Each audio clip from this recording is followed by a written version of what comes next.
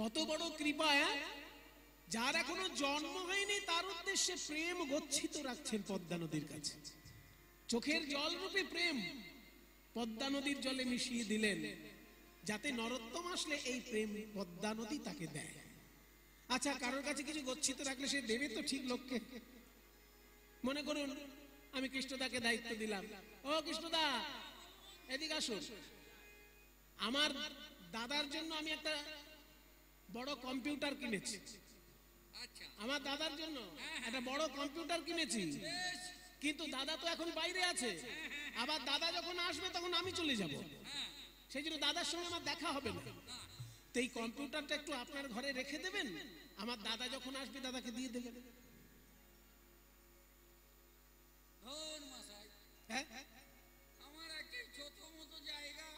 ছোট ঘর,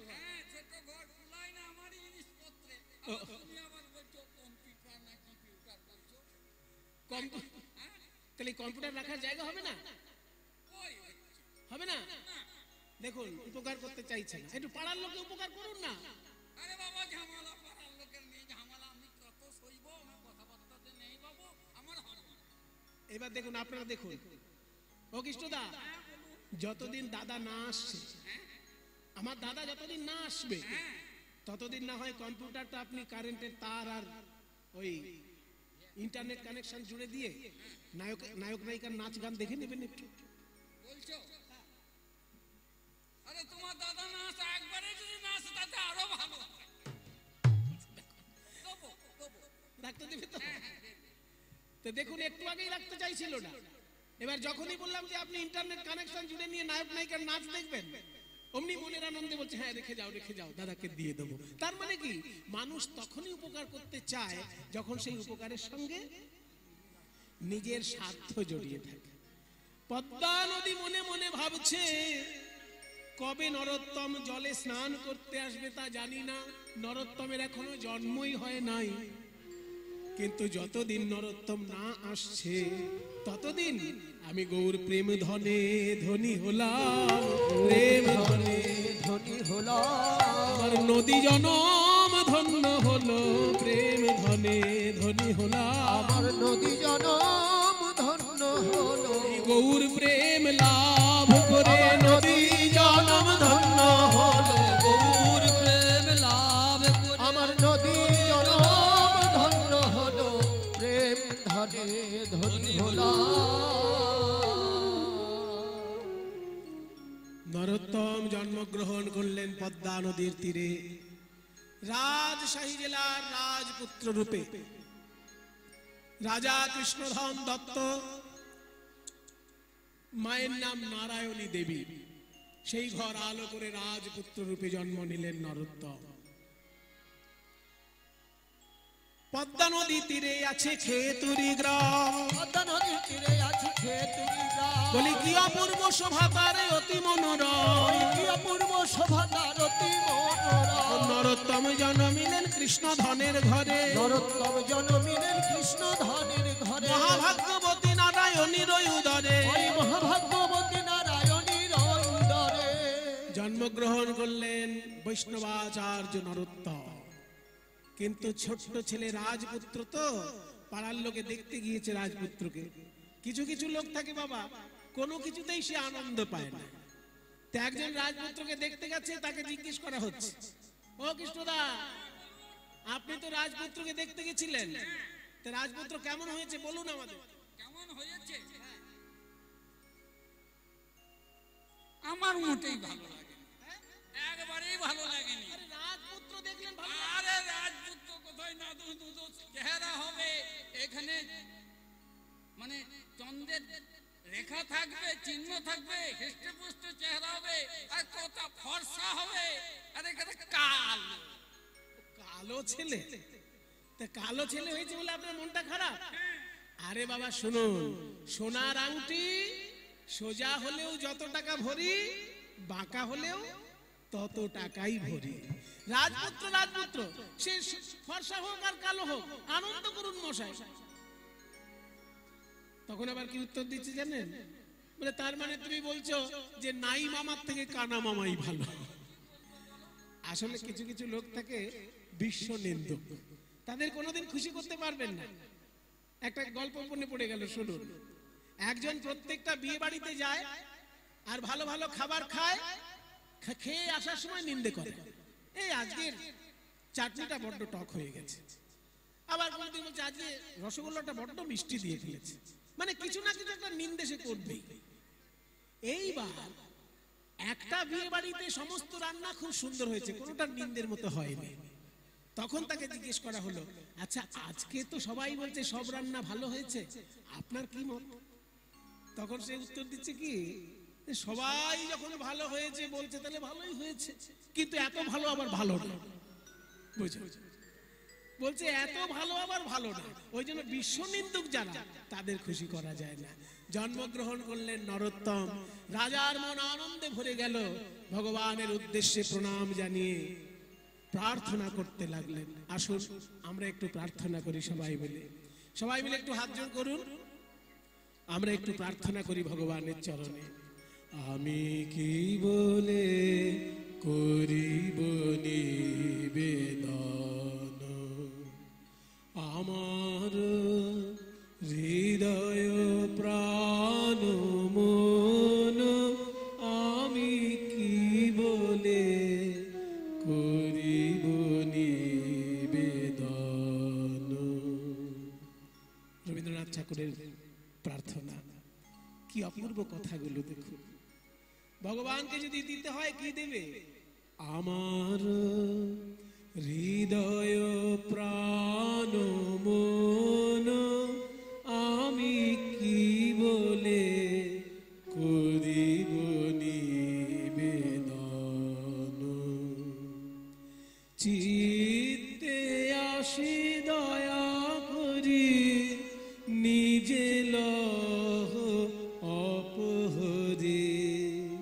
আমি তো দিতে পারি না, আমি দিতে চাই না। আমি আমার মন দিয়েছি সংসারকে, আমি আমার মন দিয়েছি ছেলে মেয়েকে, আমি আমার মন দিয়েছি স্ত্রীকে, ভাই বন্ধুকে, কিন্তু তোমাকে দিতে পারিনি ঠাকুর। তাই তুমি জোর করে আমার হৃদয়ে এসে আমার মনটাকে কেড়ে নিয়ে যাও দেখি। চিত্তে আসি দয়া করি, নিজে লহ অপহরি, করতারে আপনারি দন। আমার হৃদয় প্রাণ মন, আমি কি বলে করিব নিবেদন। ভগবানকে আমরা টাকা পয়সা দিই, ভগবানকে আমরা জামা কাপড় দিই, ভগবানকে আমরা ফল মিষ্টি দিই, কিন্তু কখনো নিজের দেহটাকে দান করি কি? এই দেহটা আমরা সংসারকে দান করে দিয়েছি, ভগবানকে দিতে পারি না। তাই যারা দেহটাকে ভগবানের চরণে দান করে তারাই শ্রেষ্ঠ দান করে। এই যে আজকে আপনারা 24 ঘন্টা যদি কীর্তন শোনেন, 365 দিনের মধ্যে এই একটা দিন 24টা ঘন্টা আপনি কিন্তু ভগবানকে দেহটাকে দিয়েছেন। ভগবানের উদ্দেশ্যে আপনার দেহটা যে এইখানে বসিয়ে রেখেছেন, সারাক্ষণ তার কথা কানে আসছে, তার শাস্ত্রবাণী কানে আসছে, তার গীতার শ্লোক কানে আসছে, তার ভাগবতের শ্লোক কানে আসছে, ভগবানের যে বাণী কানে আসছে। এইখানে কীর্তনের আসলে যে বসে আছেন, এই দেহ দান করাটাই তো শ্রেষ্ঠ দান। কিন্তু কবিগুরু রবীন্দ্রনাথ তার একটু এগিয়ে গিয়ে বলছেন যে আমি যদি দেহটা দান করি সেটাও তো তুচ্ছ দান প্রভু, কারণ এই দেহটার পরিণাম কি? এই দেহটা যদি মৃত্যু ঘটে তাহলে দেহটাকে কি করে মানুষ? চিতায় পুড়িয়ে দেয়, আর চিতায় পুড়িয়ে দিলে কি হয়? ছাইতে পরিণত হয়ে যায়। আর যারা চিতায় পোড়ায় না, কবর দিয়ে দেয়, সমাধি দিয়ে দেয়, তখন দেহটা কি হয়ে যায়? ধুলোর সঙ্গে মিশে যায়। তাহলে হয় ছাই হয়, নয় ধুলো হয়। পুড়িয়ে দিলে ছাই, মাটিতে পুঁতে দিলে ধুলো, এছাড়া দেহের আর কি আছে? শুধু ধুলা শুধু ছাই, মূল্য যার কিছু নাই, মূল্য তারে কর সমর্পণ। কি সুন্দর! এই দেহটা হচ্ছে ছাই আর ধুলো, পুড়িয়ে দিলে ছাই, পুঁতে দিলে ধুলো।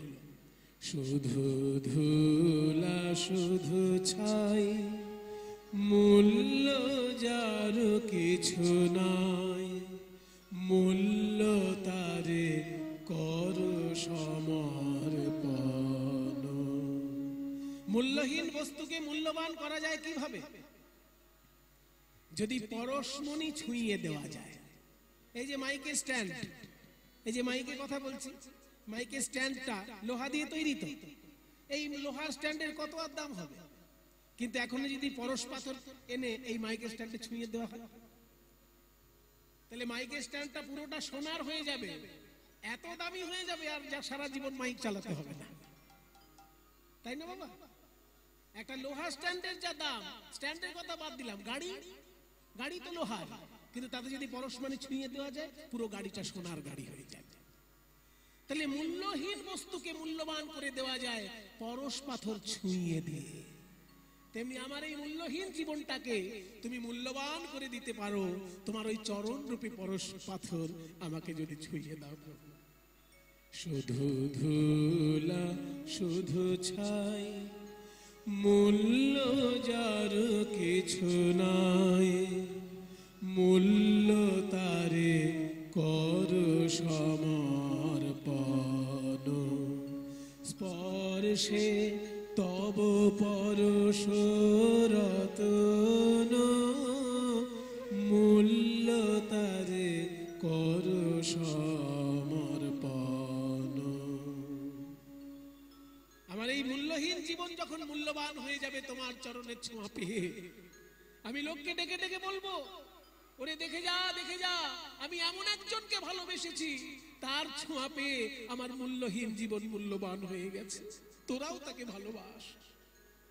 তোমারই গৌরবে যাবে আমার গৌরব হবে, তোমারই গৌরবে যাবে আমার গৌরব হবে, সব তবে দিব বিসর্জন। আমার হৃদয় প্রাণ মন আমি কি বলে করিব নিবেদন। আমার হৃদয় প্রাণ মন আমি কি বলে করিব নিবেদন। ভগবানের চরণে আত্মনিবেদন করিয়ে দিল ছোট্ট ছেলেকে। রাজা মনে মনে ভাবলেন, আমার ছেলে রাজপুত্র হয়ে জন্মগ্রহণ করেছে, কিন্তু পড়াশোনায় যেন কোনো কমতি না হয়। তাই সব থেকে বড় পণ্ডিত কৃষ্ণদাস পণ্ডিতের কাছে আসুন। সবাই মিলে একবার হরিধ্বনি দিন বাবা। নিতাই গৌর প্রেমানন্দে হরি বল হরি হরি হরি বল হরি বল।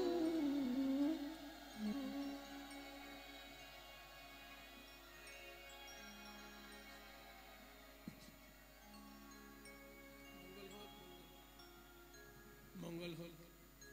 নিতাই গৌর হরি হরি বল হরি বল হরি বল। ভালো থাকো মা, সংসারের মঙ্গল হোক, সর্বাঙ্গীন মঙ্গল কামনা করে নিতাই চাঁদের চরণে ভক্তি হোক। ছোট্ট ছেলে যখন জন্মগ্রহণ করলো, পণ্ডিতের কাছে দিল পড়াশোনা করতে। কৃষ্ণদাস পণ্ডিত বলছে, শোনো নরোত্তম, একটা কাগজ দিলাম, কলম দিলাম, ক খ গ ঘ দিয়ে কিছু লিখে দাও দেখি। মায়ের কাছে কেমন পড়াশোনা শিখেছো একটু দেখে নি, তোমার বাড়িতে পড়াশোনার চর্চা কেমন একটু দেখে নি। তা কাগজ আর কলম দিয়েছে ক খ গ ঘ দিয়ে লিখতে। ওমা, নরোত্তম কি লিখলো জানেন? নরোত্তম লিখছে, কলি যুগে শ্রীকৃষ্ণ চৈতন্য অবতার, কলি যুগে শ্রীকৃষ্ণ চৈতন্য অবতার। কয়ে কলি যুগে শ্রীকৃষ্ণ চৈতন্য অবতার। খ খয়ে খেলিবার প্রবন্ধে কইলেন খোল করতার। খয়ে খেলিবার প্রবন্ধে কইলেন খোল করতার। গ গ দিয়ে লিখলেন গড়াগড়ি যান প্রভু নিজ সংকীর্তনে। গয়ে গড়াগড়ি যান প্রভু নিজ সংকীর্তনে। ঘরে ঘরে হরি নাম দেন সর্বজনে। ঘরে ঘরে ঘরে হরি নাম দেন সর্বজনে। উচ্চ ঈশ্বরে কাঁদেন প্রভু জীবের লাগিয়া। উচ্চ ঈশ্বরে কাঁদেন প্রভু জীবের লাগিয়া। চেতন করান জীবে কৃষ্ণ নাম দিয়া। চেতন করান জীবে কৃষ্ণ নাম দিয়া। ছ দিয়ে লিখলো ছল ছল করে আঁখি নেত্রে জল ঝরে। ছল ছল করে আঁখি নেত্রে জল ঝরে। বর্গে জগত পবিত্র কইল গৌর কলে মরে। জগত পবিত্র কইল গৌর কলে মরে। ঝ দিয়ে লিখলো ঝলমল ঝলমল ঝলমল ঝলমল ঝলমল ঝলমল। ঝলমল মুখ যার পূর্ণ শশধর।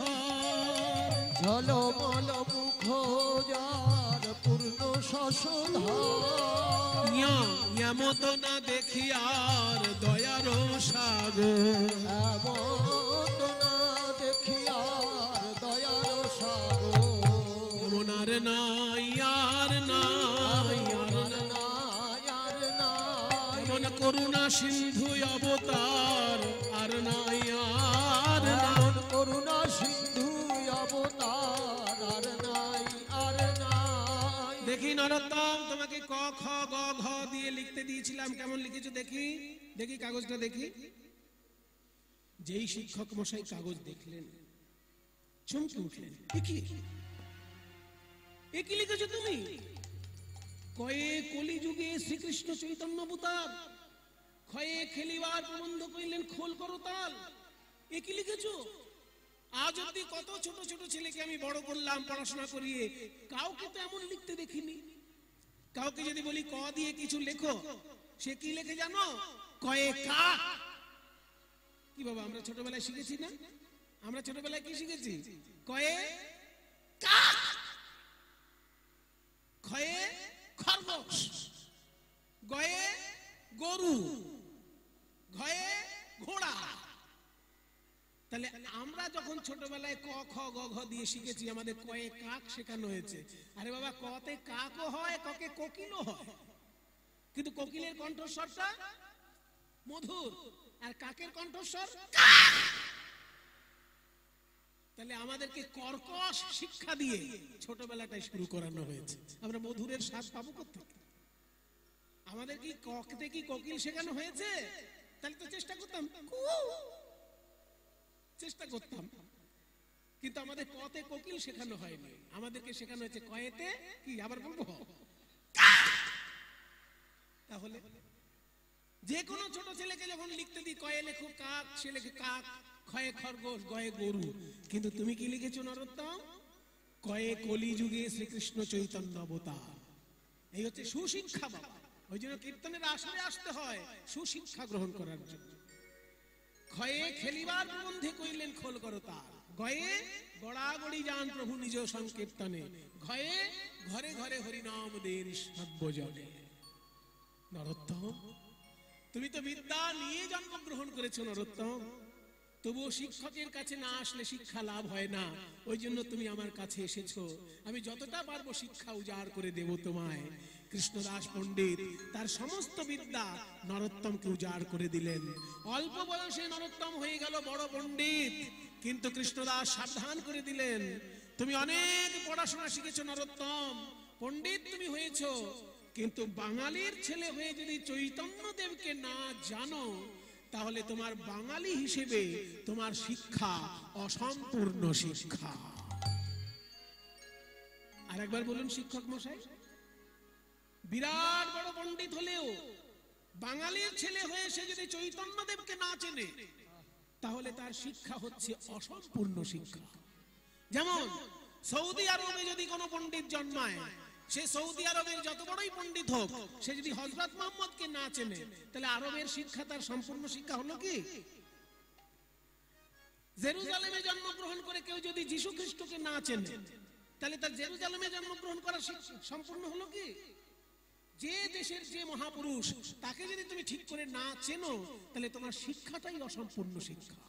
তুমি হিন্দু হও, মুসলমান হও, খ্রিস্টান হও, বাংলায় যদি জন্মগ্রহণ করে থাকো, তুমি যদি চৈতন্যদেবকে না জানো, তাহলে বাঙালি হিসেবে তোমার শিক্ষা অসম্পূর্ণ শিক্ষা। চারি বেদ ষড়দর্শন পড়িয়াছে যেই জন, চারি বেদ ষড়দর্শন পড়িয়াছে যেই জন, সে যদি গৌরাঙ্গ নাহি ভজে, সে যদি গৌরাঙ্গ নাহি ভজে, বৃথা তার অধ্যয়ন লোচন বিহীন জনরে, বৃথা তার অধ্যয়ন লোচন বিহীন জন রে। বলো দর্পণে অন্ধের কিবা কাজে, বলো দর্পণে অন্ধের কিবা কাজে। যার দুটো চোখ নেই, সে একটা দামি আয়না নিয়ে কি করবে? তেমনি বাঙালি হিসেবে গৌরাঙ্গ মহাপ্রভুকে চেনে না, সে মোটা মোটা বই মুখস্থ করে কি করবে? আমি বরং জোর গলায় বলতে পারি, নরোত্তম, বেদ বিদ্যা দই কিছু নাহি জানই, বেদ বিদ্যা দুই কিছু নহে জানো, সে যদি গৌরাঙ্গ করে সে যদি গৌরাঙ্গ করে নয়ন আনন্দেতে ভানে, সেই তো সকলই জানে রে। নয়ন আনন্দেতে ভানে, সেই তো সকলই জানে রে। সর্বসিদ্ধি করতলে তা, ওই সর্বসিদ্ধি করতলে তা, আমার গৌর জানলে সব জানা হলো, আমার গৌর জানলে সব জানা হলো, শাস্ত্র জানলে জানা হলো, জানা হলো, জানা হলো। খেয়াল করুন বাবা, একটা কথা দুটো মানে হচ্ছে, শাস্ত্র জানলে যা না হলো, গৌর জানলেই জানা হলো। ওই শাস্ত্র জানলে জানা হলো, গৌর জানলে সব জানা হলো, শাস্ত্র জানলে যা না হলো, গৌর জানলেই জানা হলো। শাস্ত্র জানলে জানা হলো, গৌর জানলে জানা হলো, শাস্ত্র জানলে জানা হলো, গৌর জানলে সব জানা হলো। সর্বসিদ্ধি করতলে তার, সর্বসিদ্ধি করতলে তার। চৈতন্য মহাপ্রভুকে ভালো করে জানতে গেলে তার কৃপা কি করে পাবো? সহজ কোনো পথ আছে? সহজ পথ? কারণ মোটা মোটা বই তো এখনই আমি সবটা পড়তে পারবো না। বাহ, খুব ভালো লাগলো তোমার কথা শুনে নরোত্তম। সহজ পথ জানতে চাইছো, শুনে নাও। আমাদের রাজশাহী জেলা যেখানে শেষ হচ্ছে, সেইখানে পদ্মা নদী বয়ে চলেছে। ওই পদ্মা নদীতে চৈতন্য মহাপ্রভু স্নান করেছিলেন, তার পায়ের ধুলো ওই পদ্মা নদীর জলে মিশে আছে। তুমি যখন পড়াশোনা শেষ করে রাজবাড়ি যাবে, বাবার কাছে অনুমতি নিয়ে আগে পদ্মা নদীতে স্নান করতে যাবে। আর স্নান করতে গিয়ে পদ্মা নদীর কাছে করজোড়ে বলবে, পদ্মা নদী, মহাপ্রভু তোমার জলে স্নান করেছে, তার পদধূলা তোমার জলে আছে, আমাকে একটু পদধূলা ভিক্ষা দেবে। পদ্মা নদী যদি কৃপা করে, তুমি মহাপ্রভুর পদধূলা পেলেই জীবন ধন্য হয়ে যাবে। এই যে শিক্ষক শিখিয়ে দিল নরোত্তমকে, নরোত্তম বাড়িতে এসে বাবাকে বলছে, বাবা আমি একটু পদ্মা নদীতে স্নান করতে যাব।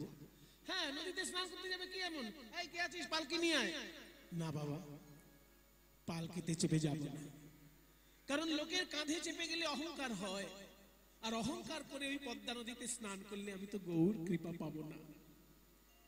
তাহলে কিভাবে যাবে? হেঁটে যাবে? না, হেঁটেও যাব না। তো কিভাবে যাবে? কিভাবে যাব? যে সব ভক্তগণ পদ্মা নদীতে গিয়েছেন কৃষ্ণ নাম গাইতে গাইতে, তাদের পদধূলা তো রাস্তায় আছে। তাই আমি গড়া গড়ি দিয়ে যাব, আমি গড়া গড়ি দিয়ে যাব, ভক্তের পদধূলা অঙ্গের ভূষণ হবে। আমি গড়া গড়ি দিয়ে যাব, ভক্তের পদ ধুলায় অঙ্গের ভূষণ হবে গড়াগড়ি দিয়ে যাব। আমার ছেলে যা বলছে তাই হবে। সেনাপতি ছেলের পিছনে পিছনে যাবে, ভালো করে ছেলেকে স্নান করিয়ে নিয়ে এসো। নরোত্তম পদ্মা নদীর তীরে গিয়ে দাঁড়িয়েছে। সেনাপতি তুমি আমার হাত ছেড়ে দাও, আমি একা জলে যাব, একা নামবো জলে, একা জলে নামবো। ছাড়বে না? দায়িত্ব দিয়েছে। তাহলে তুমিও শোনো, তুমি যদি আমাকে জলে নামতে না দাও, তাহলে বাবাকে গিয়ে আমি বলবো এই লোকটা আমায় ডুবিয়ে মারতে চেয়েছে। বাবা কি ছেড়েছে বাবা? ঠিক আছে নরোত্তম, তাহলে যাও, একটা মাত্র ডুব দিয়ে চলে আসবে, কথা দাও। বলে হ্যাঁ আমি একটাই ডুব দিয়ে চলে আসবো, বেশি দেরি করতে। ঠিক আছে যাও। যেই না নরোত্তম পদ্মা নদীতে স্নান করতে গিয়ে, মায়েরা দেখুন সব জায়গায় শিক্ষা আছে। কোন পবিত্র নদীতে স্নান করতে গেলে আগেই পা দিয়ে দিতে নেই। নদী তীরে দাঁড়িয়ে আগে ওই নদীর জল একটু মাথায় দিতে হয়, তারপর পা দিতে হয়। তো যখনই পদ্মা নদীর তীরে দাঁড়িয়ে ওই পদ্মা নদীর জল একটু মাথায় দিয়ে প্রণাম করতে গেছে, প্রণামের ছলে জল পরশ করিল, প্রণামের ছলে জল পরশ করিল। আরে তখনই পদ্মা নদীর তরঙ্গ বাড়িল, তখনই পদ্মা নদীর তরঙ্গ বাড়িল, তখনই পদ্মা নদীর তরঙ্গ বাড়িল। ভয়ঙ্কর ঢেউ উঠে উথাল পাথাল জল হয়ে নরোত্তমকে বাঁকিয়ে নিয়ে নিয়ে নদী গর্ভে চলে গেল।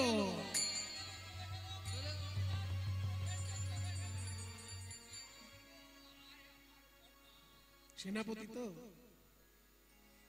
সেনাপতি দুশ্চিন্তায় ডুবে গেল। এখন রাজপুত্র জলে ডুবে গেছে, কি করব? গভীর নদীতে গিয়ে নরোত্তম আশ্চর্য দৃশ্য দেখল। সোনার সিংহাসন আলো করে এক দেবী বসে আছেন। কে মা আপনি? আমি পদ্মা নদী। হ্যাঁ, পদ্মা নদী এরকম কথা বলতে পারে? সবার সঙ্গে বলে না বাবা, তোমার মতো ভাগ্যবান কেউ থাকলে তার সঙ্গে বলে।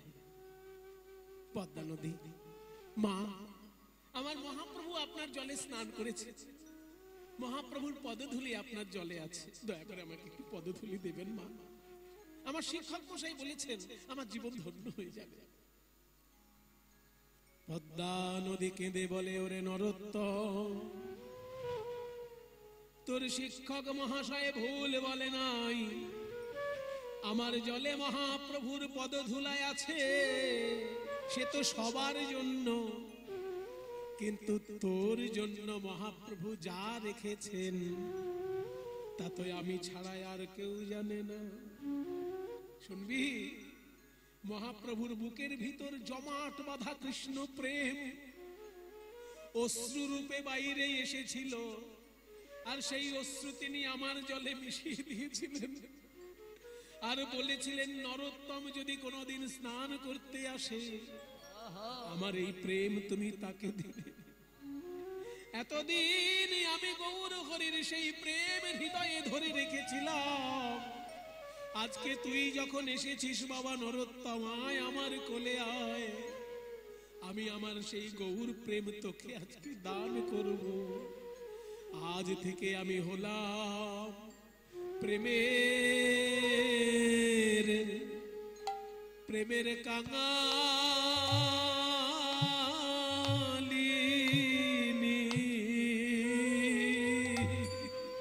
আমি হলাম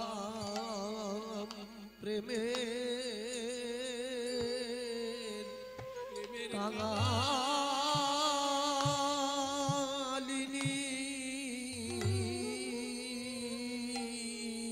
এতদিন ছিলাম গৌর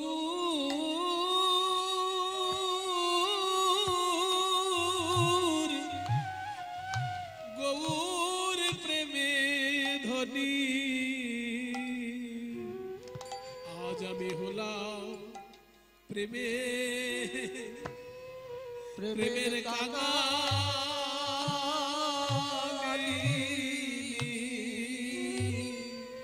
আমি ছিলাম গৌর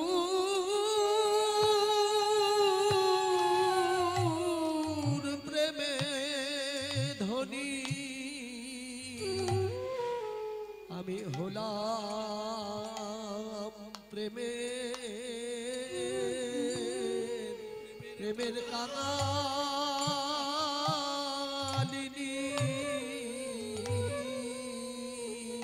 নরোত্তম কেঁদে বলে, মাগো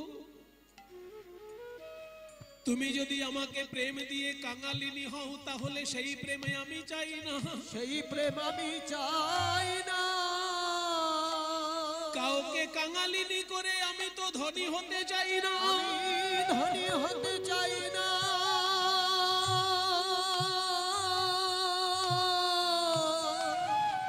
পদ্মা নদী বলে, ওরে নরোত্তম, প্রেম ধন এমন ধন নয় কাউকে দিলে ফুরাইয়ে যাবে। কিন্তু এই গৌর প্রেম রাজ্যের এই তো স্বভাব, যে যত বড় ধনী সে তত মানে অভাব। কারণ এই অভাব না থাকলে তো কাঁদা যায় না। হা গৌর কৃপা কৃপা করো বলে, অভাব না থাকলে তো কাঁদা যায় না। প্রাণ গৌর কৃপা করো বলে, অভাব না থাকলে তো কাঁদা যায় না। প্রাণ গৌর কৃপা করো বলে, অভাব না থাকলে তো কাঁদা যায়। হরি বল, হরি বল। মায়েরা, গৌরাঙ্গ মহাপ্রভুর প্রেম ধন যেই নরোত্তম নদী জলে পেল, কি হলো জানেন? গৌরাঙ্গ মহাপ্রভুর মতো গায়ের রং হয়ে গেল। কালো ছেলে ডুব দিল আর ফর্সা হয়ে উঠে এলো। প্রেম ধনে ধনী হয়ে মুনি ঋষির মতো গম্ভীর ভাব গম্ভীর হয়ে নদী থেকে বেরিয়ে আসছে। সবাই ভাবছে এই কি আমাদের রাজপুত্র? চঞ্চল ছেলে গেল আর কেমন ধীর স্থির ছেলে উঠে আসছে, গায়ের রংটাও পাল্টে গেছে। কে বাবা তুমি? দেখতে তো আমাদের রাজপুত্রের মতো, কিন্তু গায়ের রং তোমার পাল্টে গেল, ভাব তোমার পাল্টে গেল। কে তুমি? কোথায় ছিলে?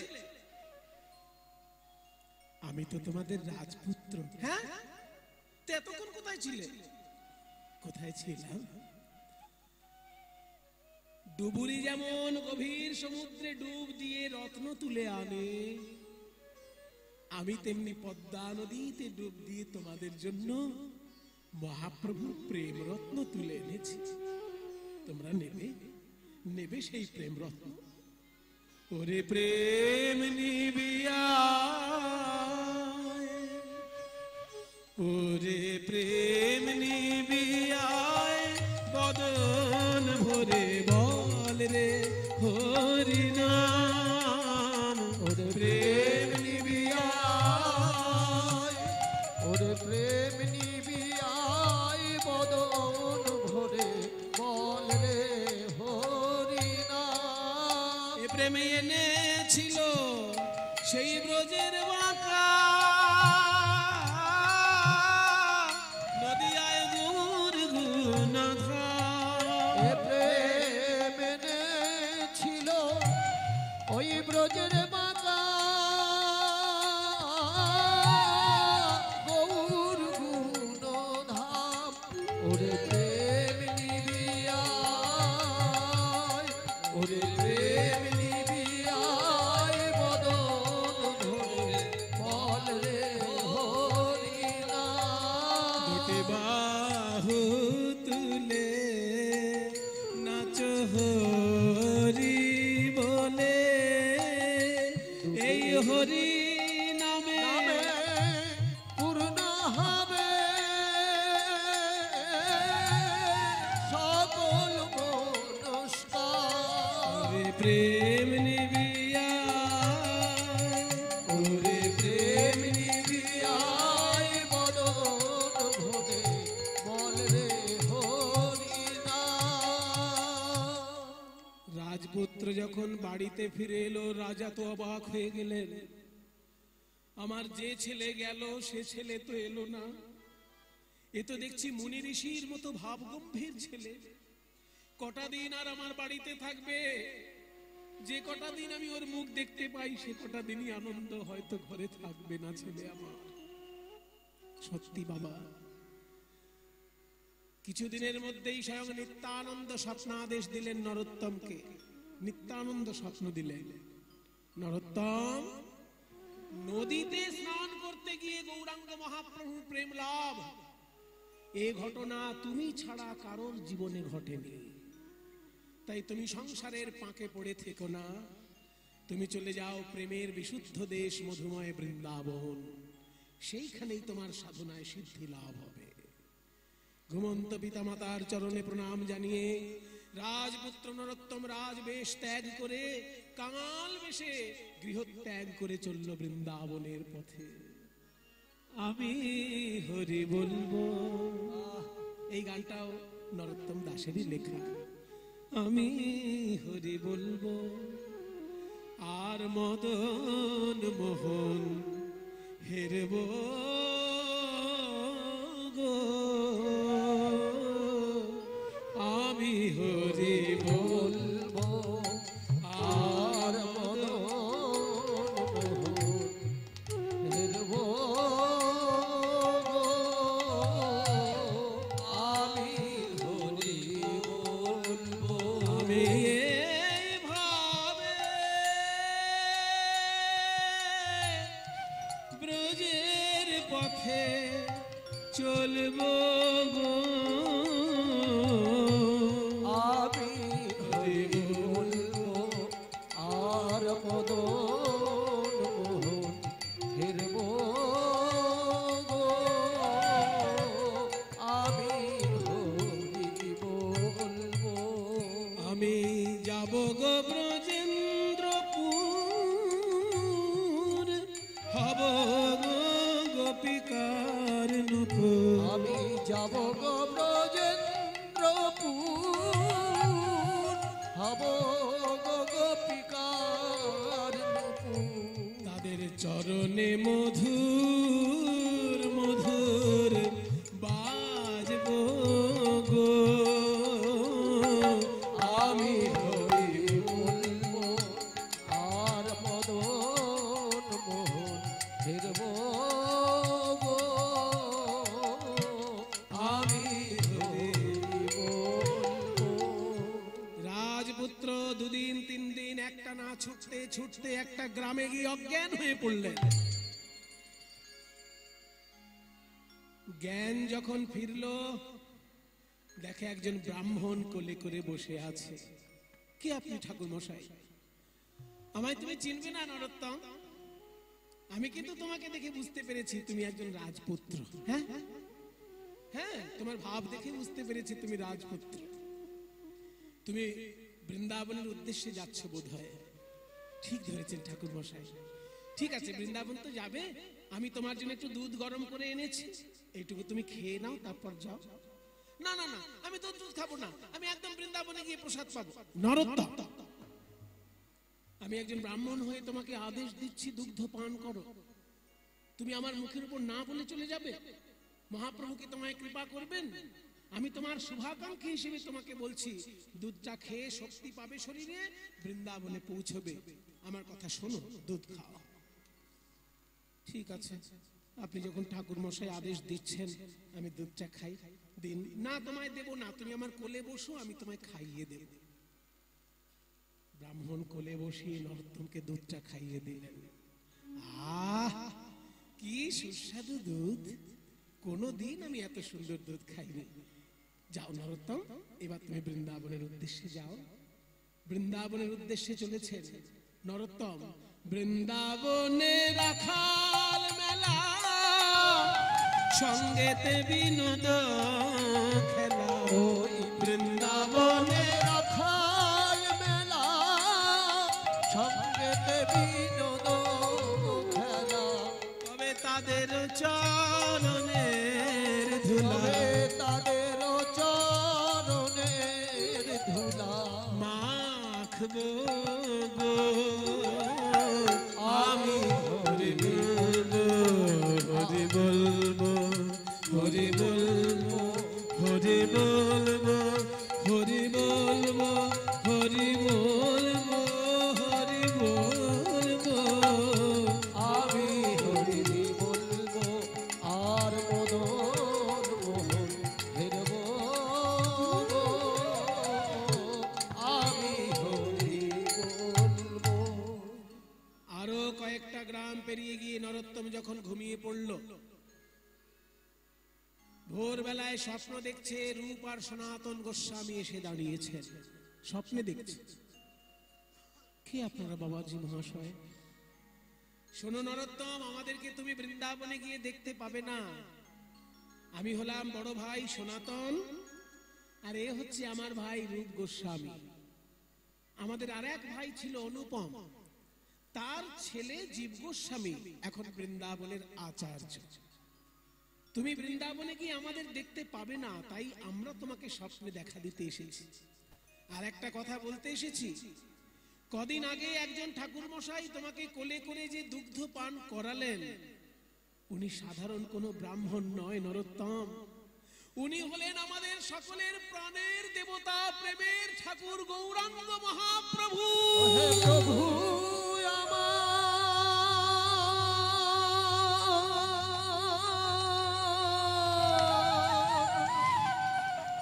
তোমার বৈরাগ্য দেখে, তোমার পথের ক্লান্তি দেখে স্বয়ং মহাপ্রভু ব্রাহ্মণ রূপে তোমাকে কোলে করে বসিয়ে দুগ্ধ পান করিয়েছে।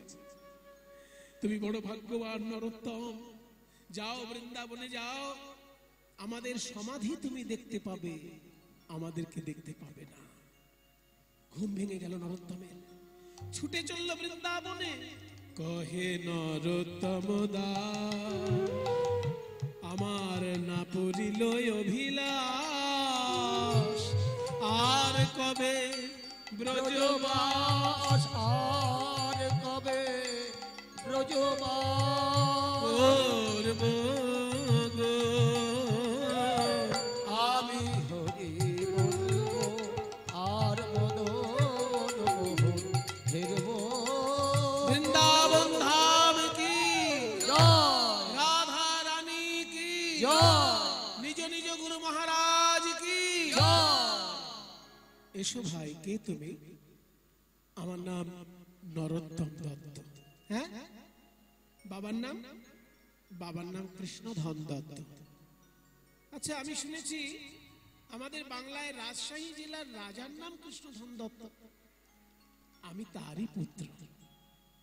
ও রাজপুত্র হয়ে তুমি বৃন্দাবনে এসেছো, তাহলে কি বেড়াতে এসেছো? না জীব গোস্বামী পাদ, আমি বেড়াতে আসিনি, আমি রাধা কৃষ্ণের সেবা করার জন্য বৃন্দাবনে এসেছি। তার মানে আমি শুনেছি আমার জ্যাঠামণি রূপ গোস্বামী ছিলেন বাংলার অর্থমন্ত্রী, আর আমার বড় জ্যাঠা সনাতন গোস্বামী ছিলেন বাংলার প্রধানমন্ত্রী। তারা মন্ত্রিত্ব ত্যাগ করে ছুটে এসেছিলেন বৃন্দাবনে সাধনা করার জন্য। আর আজকে আমি চোখে দেখলাম একজন রাজপুত্র বৃন্দাবনে ছুটে এসেছে সাধনা করার জন্য। আমি আপনার জ্যাঠামণিকে স্বপ্নে দেখেছি। হ্যাঁ হ্যাঁ, স্বয়ং সনাতন গোস্বামী আর রূপ গোস্বামী স্বপ্ন দিয়ে আমাকে বলেছেন, একজন ব্রাহ্মণ আমাকে কোলে বসিয়ে দুগ্ধ পান করিয়েছেন, আর সেই ব্রাহ্মণ স্বয়ং চৈতন্য মহাপ্রভু। তাই নাকি? আমার দুই জ্যাঠা যখন তোমাকে স্বপ্নে দেখা দিয়েছেন নরোত্তম, আমার ইচ্ছা থাকলেও আমি তোমাকে দীক্ষা দিতে পারবো না, কারণ ওদের মতো, ওদের সমকক্ষ কোনো বৈষ্ণবের কাছে তোমায় দীক্ষা নিতে হবে। তারা আগে তোমাকে কৃপা করেছে। রূপ সনাতনের সমকক্ষ একজন বৈষ্ণব এখন বৃন্দাবনে আছেন, তবে তিনি কিন্তু কাউকে দীক্ষা দেন না। খুব কঠোর বৈষ্ণব তিনি। তার নাম হচ্ছে লোকনাথ গোস্বামী পা। লোকনাথ গোস্বামী আর লোকনাথ বাবা কিন্তু এক নয়। লোকনাথ বাবা অন্য একজন সাধক, আর লোকনাথ গোস্বামী হচ্ছেন মহাপ্রভুর বন্ধুস্থানীয়, মহাপ্রভুর প্রিয় পার্ষদ। তিনি জমিদারি ত্যাগ করে বৃন্দাবনে গিয়ে বৈষ্ণব সাধনা করেছিলেন। সেই লোকনাথ গোস্বামীর সংকল্প ছিল তিনি জীবনে কাউকে দীক্ষা দেবেন না, আর সেই লোকনাথ গোস্বামীর কাছে গিয়ে নরোত্তম প্রণাম জানিয়েছে। দয়া করে আপনি আমাকে দীক্ষা দিন গুরুদেব। লোকনাথ গোস্বামী বললেন, শোনো বাবা, সহজ কথা সহজভাবে শোনো, আমি জীবনে কাউকে দীক্ষা দেইনি আর তোমাকেও দেব না। তুমি কিন্তু এ বিষয়ে আর আমাকে কখনো পীড়াপিড়ি করো না, অন্য কোনো বৈষ্ণবের কাছে দীক্ষা নাও। নরোত্তম মনে মনে চিন্তা করলো, আমি যাকে গুরু বলে মনে করেছি, তিনি যদি কৃপা করে আমাকে দীক্ষা না দেন, তবুও তিনি আমার গুরু। যদি এই জন্মে এনার কাছে দীক্ষা না পাই, পরজন্মে পাবো। কিন্তু আমি যাকে তাকে গুরুর আসনে বসাবো না, এনাকে যখন বসিয়েছি ইনি আমার গুরু। তাই লুকিয়ে লুকিয়ে নরোত্তম গুরু সেবা করে। কিভাবে জানেন? লোকনাথ গোস্বামী যে বাগান থেকে ফুল আনে, নরোত্তম আগে চলে গিয়ে সেই বাগান থেকে ফুল নিয়ে চলে আসে, এনে লোকনাথ গোস্বামীর মন্দিরে সাজিয়ে দেয়। লোকনাথ গোস্বামীর জামা কাপড় নরোত্তম কেচে পরিষ্কার করে মেলে দেয়। লোকনাথ গোস্বামীর সমস্ত সেবা নরোত্তম করে দেয়, কিন্তু লোকনাথ গোস্বামীর অজান্তে। এতে যে লোকনাথ গোস্বামী খুব খুশি হন তা নন, তিনি কিন্তু রেগে যান যে কে যে আমার সেবা করছে আমি তো জানতেই পারি না। ভাই, আমি চাই না কারোর সেবা। কোন শিষ্যকে দীক্ষা দিলে পরে তার কাছ থেকে সেবা গ্রহণ করতে হয়, তাতে শিষ্যের কাছে ঋণী হতে হয়। তাই আমি কাউকে দীক্ষা দিতে চাই না, আমি কাউকে দীক্ষা দিতে চাই না কে এইভাবে আমার সেবা করছে। একদিনকে লোকনাথ গোস্বামী একটা আশ্চর্য দৃশ্য দেখলেন। আশ্চর্য দৃশ্য। লোকনাথ গোস্বামীর বয়স হয়েছে তো, তাই লোকনাথ গোস্বামী যখন বাহ্যে যান, মানে মলত্যাগ করতে যান, সেই সময় সূর্য ওঠার আগে যান, অর্থাৎ একটু অন্ধকার থাকে। ওই জন্য যখন মলত্যাগ করতে যান, আগের দিন কোথায় মলত্যাগ করেছেন বুঝতে পারেন না, হয়তো মলের উপরে পা পড়ে যায়, গাটা ঘিনঘিন করতে থাকে। যমুনায় গিয়ে স্নান করেন, এসে আবার বাহ্য করেন, আবার স্নান করেন। এই দৃশ্যটা একদিন নরোত্তম দেখে ফেলল। তাই নরোত্তম লুকিয়ে লুকিয়ে করে কি, লোকনাথ গোস্বামী যখনই বাহ্যে যান, তারপর একটু পরে গিয়েই নরোত্তম নিজে গিয়ে সেই বিষ্ঠা পরিষ্কার করে দেন। এরকম একদিন দুদিন নয়, পর পর দিনের পর দিন করতে করতে একদিন লোকনাথ গোস্বামী খেয়াল করলেন যে আমি তো আগে মাঝে মাঝে বিষ্ঠার উপর পা পড়ে যেত, কিন্তু এখন তো আর তেমন হয় না। এই তো এই জায়গাতে আমি কালকে বিষ্ঠা ত্যাগ করেছি। কোন শ্রীগাল কুকুর যদি বিষ্ঠা ভক্ষণই করে, এত পরিষ্কার করে তো দেবে না কেউ, তাহলে আমার বিষ্ঠা কেউ কি পরিষ্কার করছে? একদিন লোকনাথ গোস্বামী মলত্যাগ করার পর স্নান করে এসে গাছের আড়ালে দাঁড়িয়ে রয়েছে, আর এমন সময় দেখলেন নরোত্তম এসেছে। নরোত্তম এসে সেই নিজ হাতে বিষ্ঠা যখনই পরিষ্কার করতে গিয়েছে, অমনি গাছের আড়ালে থেকে লোকনাথ গোস্বামী আর থাকতে পারলেন না, ছুটে এসে নরোত্তমকে বুকে জড়িয়ে ধরলেন। ওরে, আমি কাউকে দীক্ষা দিতে চাই না, কেন জানিস? সে যদি সেবা করে তার কাছে ঋণী হয়ে যেতে হয়, সেই জন্য আমি কাউকে দীক্ষা দিতে চাই না। কিন্তু তুই যেভাবে আমার সেবা করলি, আমি যে জন্মে জন্মে ঋণী হলাম, জন্মে জন্মে ঋণী হলাম, তোর কাছে অযাচিত সেবা পেয়ে আমি জন্মে জন্মে। গুরুদেব, আপনি কি বলছেন গুরুদেব?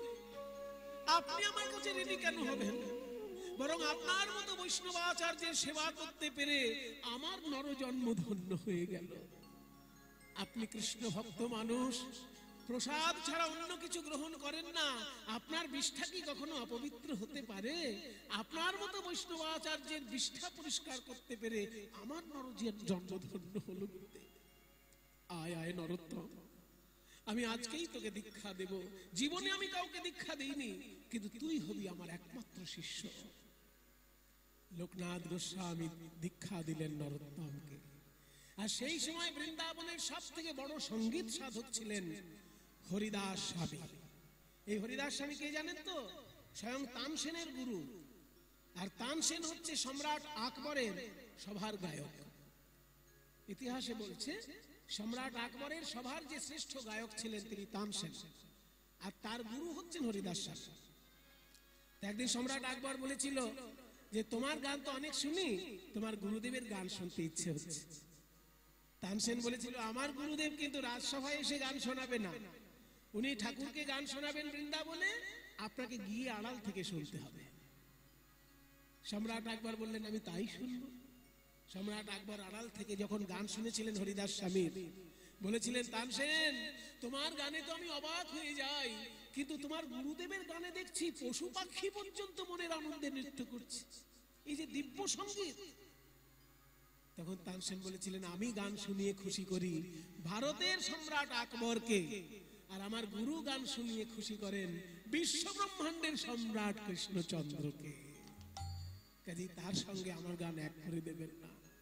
সেই হরিদাস স্বামী নরোত্তমকে ডেকে বললেন নরোত্তম আমি তোমাকে উচ্চাঙ্গ সঙ্গীত শিক্ষা দেব, এই উচ্চাঙ্গ সঙ্গীতকে নিয়ে তুমি কীর্তন রসের সঙ্গে মিশিয়ে নতুন কীর্তন সৃষ্টি করবে। তাই উচ্চাঙ্গ সঙ্গীত শিক্ষা দিচ্ছেন হরিদাস স্বামী। না গলা মেলাও, নে ধা নে নে নে সা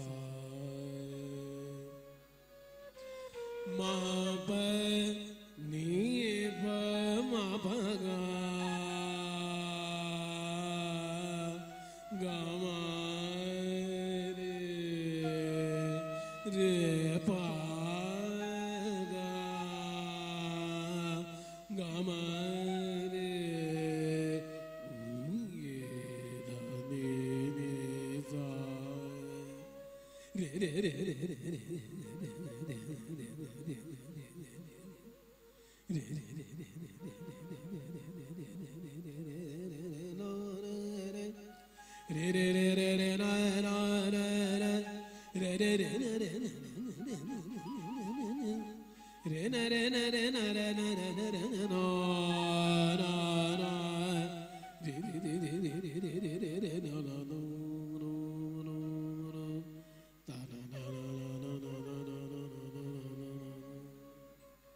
छाई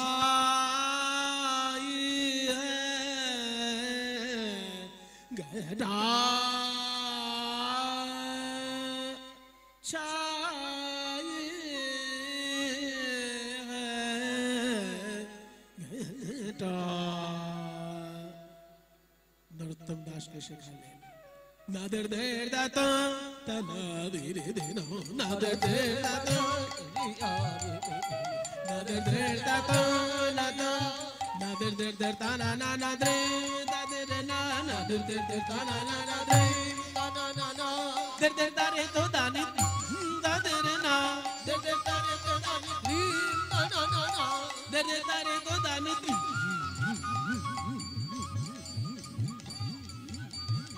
der der da re to da ni dhre da der na der der da re to da ni na na na na na na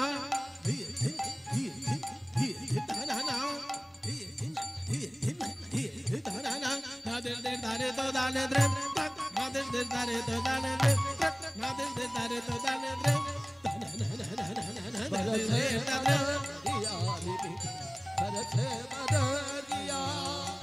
nader der dare nader der dare nader der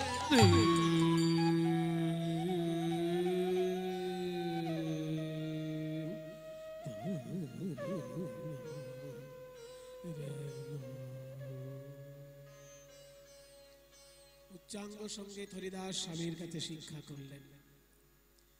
মায়েরা সেই সময় ছিল আমাদের বৈষ্ণব জগতের স্বর্ণ জগৎ, সুবর্ণ যুগ। আমাদের যুগে যেমন রবীন্দ্রনাথ ঠাকুর সর্বশ্রেষ্ঠ কবি, তেমনি মধ্যযুগের বাংলা সাহিত্যের মধ্যযুগের সর্বশ্রেষ্ঠ কবি গোবিন্দ দাস। তিনি শ্রীখণ্ডে থাকতেন বর্ধমান জেলায়, সেখান থেকে সুন্দর সুন্দর কবিতা লিখে বৃন্দাবনে পাঠাচ্ছেন, আর জীব গোস্বামী মনের আনন্দে একের পর এক আশীর্বাদ দিচ্ছেন।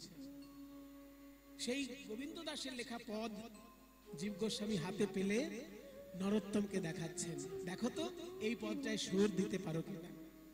নরোত্তম দাস তখন সেই পদগুলোতে সুর দিয়েছিলেন, সেগুলোই কীর্তন জগতের সর্বশ্রেষ্ঠ সঙ্গীত হয়ে আছে।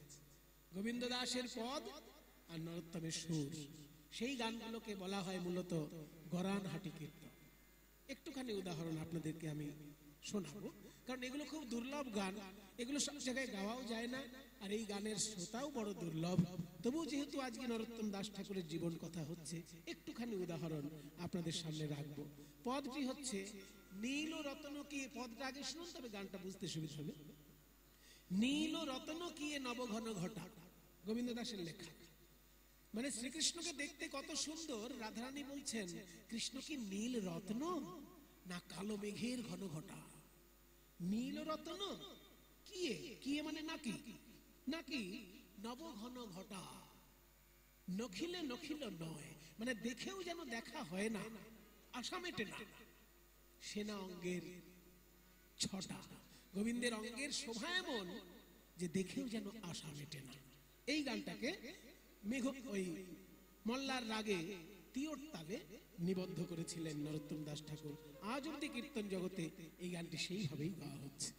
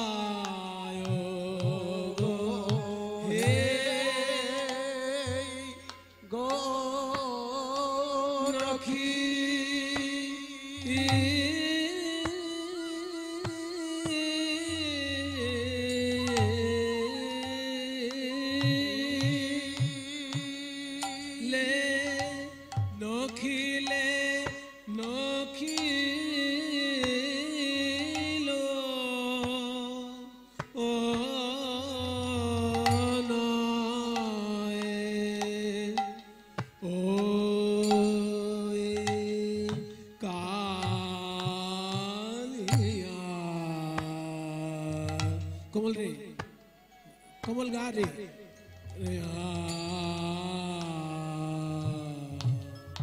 कालिया अंगेर छटा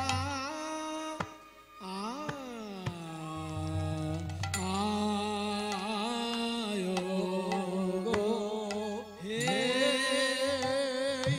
एमन की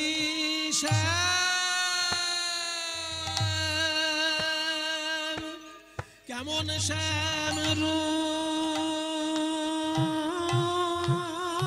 গো, দেখে আমার আখি পিছল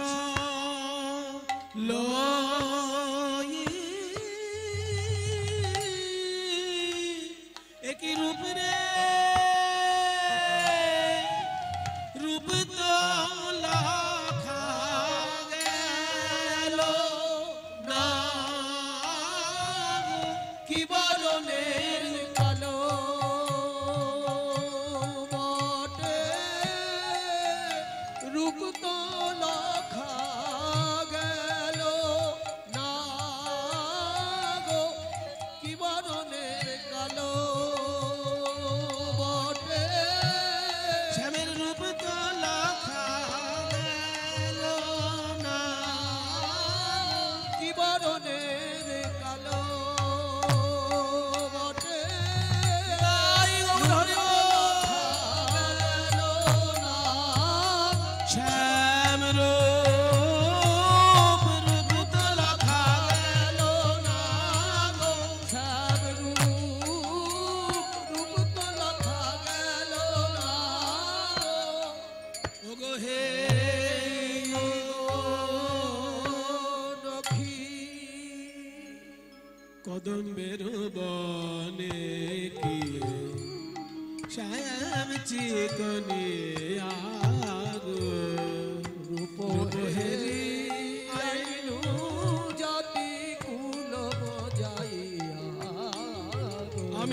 সকলি হারালা, আমি সকলি হারালাম ওই কৃষ্ণ রূপে নয়ন দিয়ে।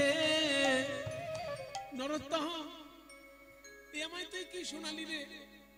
আমি তোকে উচ্চাঙ্গ শাস্ত্রীয় সঙ্গীত শোনালাম, আর তুই এমন একটি গান শোনালি যে আমি ভাবে একদম ডুবে গেলাম কোন রাজ্যে। আমি সকলই হারালাম কৃষ্ণ রূপে নয়ন দিয়ে, এ কি ভাব! বৈষ্ণব জগতে তোর এই কীর্তন সর্বোচ্চ আসন গ্রহণ করুক, এই আমি প্রার্থনা করি। সেই জন্য নরোত্তম দাস ঠাকুরের ওই কীর্তন গরানহাটি কীর্তন রূপে কীর্তন জগতে সর্বশ্রেষ্ঠ সঙ্গীত হয়ে আছে। গানের শেষটা কি সুন্দর দেখুন। পদকর্তা গোবিন্দ দাস বলছেন, গোবিন্দ দাসে কহে সে না আঁখি বিষে, না পেলে অধর সুধা বলকে বাজিয়া আইসে। মানে রাধারানী বলছেন প্রাণ গোবিন্দের মুখটা যেন নীল পদ্ম ফুল, আর চোখের মণি দুটো যেন কালো ভ্রমর। তো চোখের মণিকে যখন কালো ভ্রমর বলেছে আর মুখটাকে পদ্ম ফুল বলেছে, নীল পদ্ম। গোবিন্দ দাস বলছে রাধারানী ওই কথা বলে শেষ করে দিও না, তাহলে ভক্তরা ভয় পেয়ে যাবে। কারণ চোখকে তো তুমি কালো ভ্রমর বলেছো, এটাও বলে দাও যে ওই নয়ন ভ্রমর যদি কাউকে দংশন করে তাতে যে জ্বালা হয়, সেই জ্বালাটা প্রশমিত করার উপায়ও ওই বদনেই আছে। সেটা কি না? অধর সুধা। যদি কাউকে নয়ন ভ্রমর দংশন করে, তাকে আবার অধরের সুধা দিয়ে তিনি তার সমস্ত জ্বালা যন্ত্রণা দূর করে দেন। ওই আখির বিষে যারে যারে, ওই আখির বিষে যারে যারে, যারে যারে, খেয়াল করুন, যারে যারে মানবে বর্গের জয়াকার রয়কার, 29 জয়াকার রয়কার, 29 জয়াকার রয়কার, যারে মানে যাকে, আর বর্গের জয়াকার রয়কার যারে মানে জ্বালা দেয়। আখির বিষে যারে যারে, যাকে জ্বালা দেয় ওই নয়নের বিষে। অধর সুধা ঔষধি তারে, আখির বিষে যারে যারে, অধর সুধা ঔষধি তারে, আখির বিষে যারে যারে, অধর সুধা ঔষধি তারে, না পিলে কি বাঁচতে পারে। অধর সুধা ঔষধি তারে, না পিলে কি বাঁচতে পারে, অধর সুধা ঔষধি তারে, না পিলে কি বাঁচতে পারে, অধর সুধা ঔষধি তারে, না পিলে কি বাঁচতে পারে। ওই আখির বিষে যারে যারে, না পিলে অধর সুধা কে বাজিয়া আইছে, কে বাজিয়া আইছে। ধন্য তোর সঙ্গীত, ধন্য তোর অবদান কীর্তন জগতে। নরোত্তম দাস ঠাকুর সঙ্গীত আচার্য হলেন, বাকি থাকলো শুধু গোপী ভাবের সাধনা। এই গোপী ভাবের সাধনা হলেই বৈষ্ণব জগৎ সাধনা, বৈষ্ণব সাধনা সম্পূর্ণ হয়ে যায়। তাই সেই যুগে শ্রীনিবাস আচার্য ছিলেন বৃন্দাবনের এই গোপী ভাবের শিক্ষা দেবার জন্য। শ্রীনিবাস আচার্য বললেন, নরোত্তম, গোপী ভাবের সাধনা করতে গেলে প্রথমে ভুলতে হবে আমি একজন পুরুষ মানুষ, আমি একজন রাজপুত্র, এটা তো সবার আগে ভুলতে হবে। তারপরে ভুলতে হবে আমি একজন পুরুষ মানুষ। তুমি আজ থেকে মনে করো তুমি বৃন্দাবনের একটি কিশোরী বালিকা, একটি কিশোরী নারী। তুমি ব্রজবালা হিসেবে আজ থেকে নিজেকে চিন্তা করো, কিশোরী ব্রজবালা হিসেবে। আর তুমি মনে করবে রাধারানীর দাসী তুমি, রাধারানীর কৃপায় তুমি সেবা করতে এসেছো। এই ভাবটাকে আগে স্থায়ী করো, তা না হলে গোপী ভাবের সাধনা হবে না। ঠিক আছে আচার্য প্রভু, এটা না হয় স্থায়ী করলাম। তারপর তুমি চোখ বন্ধ করে ধ্যান করবে। ধ্যান করে দেখবে দুটো ভুরুর মাঝখানে জ্যোতি দেখতে পাচ্ছ কিনা। তারপর দেখবে জ্যোতির ভিতরে তুমি কুঞ্জ মন্দির দেখতে পাচ্ছ কিনা। তারপর দেখবে কুঞ্জের মধ্যে রাধা কৃষ্ণ দেখতে পাচ্ছ কিনা। রাধা কৃষ্ণ কথা বলছেন, তুমি আবার নিজেকে দেখতে পাবে ধ্যানের মধ্যে, তবে ধ্যানটা সম্পূর্ণ। আরেকবার বলি, গোপী ভাবের ধ্যান কেমন? চোখ বন্ধ করে আগে দেখতে হবে বৃন্দাবন, বৃন্দাবনের ভিতরে দেখতে হবে কুঞ্জবন, কুঞ্জবনের ভিতরে দেখতে হবে রাধা কৃষ্ণ, আর কুঞ্জবনের বাইরে দেখতে হবে নিজেকে গোপী ভাবে দাঁড়িয়ে আছে, গোপী স্বরূপে দাঁড়িয়ে আছে, নিজেকেও দেখতে হবে ধ্যানের মধ্যে। এইভাবে যদি ধ্যানে দেখতে পাও তবে তোমার সেবা করার অধিকার হবে।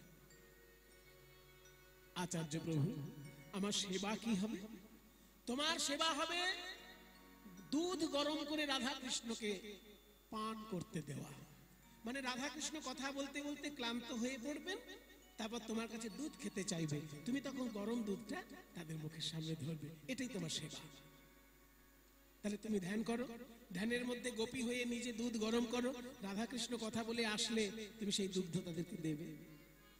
ধ্যানের মধ্যে ডুবলেন নরোত্তম, দুটি ভুরুর মাঝখানে দেখতে পেলেন উজ্জ্বল জ্যোতিপুঞ্জ, জ্যোতির ভিতর দেখতে পেলেন বৃন্দাবন, বৃন্দাবনের ভিতরে দেখতে পেলেন কুঞ্জবন, আর কুঞ্জবনের ভিতরে দেখলেন রাধা কৃষ্ণ যুগল কিশোর কথা কইছে, আর কুঞ্জের বাইরে নিজেকেও দেখতে পেল গোপী ভাবে দাঁড়ায়ে আছে। রাধা কৃষ্ণ প্রাণ মন যুগল কিশোর, রাধা কৃষ্ণ প্রাণ যুগল কিশোর, জীবনে মরণে গতি আর নাহি জীবনে মরণে গতি আর নাহি জয় রাধা কৃষ্ণ প্রাণ মোর যুগল কিশোর, জয় রাধা কৃষ্ণ প্রাণ মোর যুগল কিশোর, যমুনা পুলিনে কেলি কদম বিরাবনে, যমুনা পুলিনে কেলি কদম্বের বনে, রতন বেদির পরে বসাব দুই জনে, রতন বেদীর পরে বসাবো দুই জনে, ওই ললিতা বেশাখায়াদি যত সখী বৃন্দে তাদের আজ্ঞায় করিব সেবা চরণারবিন্দে। জয় রাধা কৃষ্ণ প্রাণ মোর যুগল কিশোর, জয় রাধা কৃষ্ণ প্রাণ মোর যুগল কিশোর। গোপী ভাবে ডুবে গেল নরোত্তম, ধ্যানের মধ্যে দেখছে কুঞ্জবনের ভিতরে রাধা কৃষ্ণ কথা বলছেন, আর কুঞ্জের বাইরে নিজেকেও দেখছেন বৃন্দাবনের কিশোরী হয়ে স্বর্ণ পাত্রে দুধ গরম করছে, নিজেকেও দেখতে পাচ্ছে ধ্যানের মধ্যে দুধ গরম অবস্থায়। তো ভাবলো দুধ গরম হতে তো একটু সময় লাগবে, রাধা কৃষ্ণ কি কথা বলছে একটু শুনে আসে। এই ভেবে গোপী ভাবে যখনই ওই কুঞ্জের বাইরে কান পেতেছে, কুঞ্জ মানে বুঝতে পারছেন তো লতা পাতার দেওয়াল, আড়ালে রাধাকৃষ্ণ রয়েছেন আর বাইরে নরোত্তম কান পেতেছে, তাই রাধাকৃষ্ণের কথা শুনতে পাচ্ছে। রাধারানী আমার গোবিন্দের রাঙা চরণ নিজের কোলের উপর তুলে নিয়ে চরণ সেবা করছে আর বলছে মধু হে মধু হে, বল মধু কি আর বলিব আমি, মধু কি আর বলিব আমি, আর বলিব আমি, মধু আমার জীবনে মরণে জনমে জনমে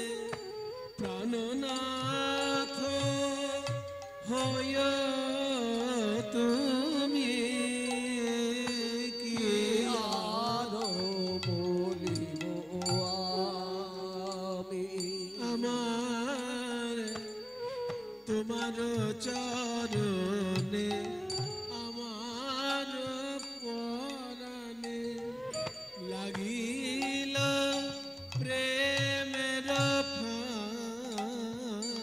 ফাঁসি, তাই সব সমর্পিয়া এক মন হইয়া নিশ্চয় হইলাম দাসী। আমি বিনামূল্যে বিকাইলাম বিনামূল্যে, এখন না ঠেল ছলে অবলায় খুলে, যে হয় উচিত তোর। তাই ভাবিয়া দেখিল প্রাণনাথ বিনে গতি যে নাহি কোমর। এক পলক যদি তোমায় দেখতে না পাই কি হয় জানো আমার? আখির নিমেষে যদি নাহি হেরে, তবে সে পরাণে মরি। চণ্ডী দাসে কয় পরশ রতন, গলায় গাঁথিয়া পরি। কি আর বলিব বলিব, আমি আর বলিব বলিব, বোধ কি আর বোধ কি আর বলিব আমি, কি আর বলিব বলো বোধ কি আর বলিব আমি। গোবিন্দ বলছেন, রাধে তোমার কাছে যখনই আসি তুমি শুধু চোখের জলে ভাসো। একবার আমার মুখের দিকে তাকে একটু হাসো দেখি। চাহ মুখ তুলি রায়, চাহ মুখ তুলি, নয়ন নাচনে নাচে হিয়ার পুতলি, রাধে বিনোদিনী। একবার কথা শুনতে শুনতে হঠাৎ যেই দুধ গরম উতলে গিয়েছে, সেই দুধ নামাতে গিয়ে সঙ্গে সঙ্গে হাতে ছ্যাঁকা লেগে গেল। আর ছ্যাঁকা লেগে সঙ্গে সঙ্গে ধ্যান ভঙ্গ হয়ে গেল।